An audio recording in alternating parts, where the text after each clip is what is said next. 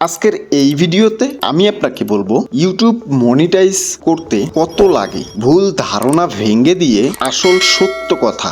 YouTube monetize হলো আপনার ভিডিওতে ইউটিউব বিজ্ঞাপন দেখিয়ে আপনাকে টাকা দেওয়া শুরু করবে। এই সম্পূর্ণ টাকাটা আসে গুগল অ্যাডসেন্সের মাধ্যমে, কিন্তু মনিটাইজ সবার জন্য না। বর্তমান ইউটিউবে নির্দিষ্ট কিছু শর্ত রয়েছে, যেমন 1000 সাবস্ক্রাইবার, 4000 ঘন্টা ওয়াচ টাইম। বিকল্প হিসেবে 10 মিলিয়ন ভিউজ, শর্টস।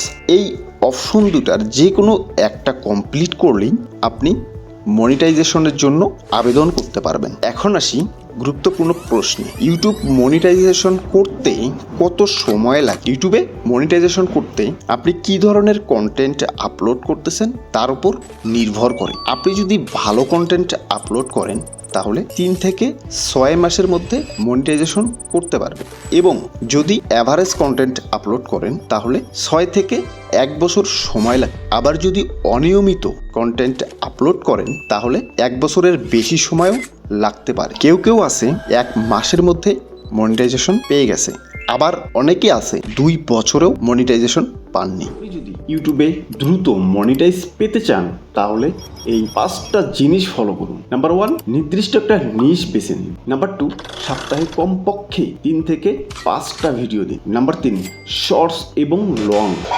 2 ধরনের ভিডিওই দিন। নাম্বার 4, ক্লিয়ার ভয়েস এবং ভালো থাম্বনেল ব্যবহার করুন। নাম্বার 5, কপিরাইট কন্টেন্ট এড়িয়ে চলুন। এই নিয়মগুলো যদি আপনি মানেন তাহলে ইউটিউব মনিটাইজ আপনার জন্য কঠিন কিছু।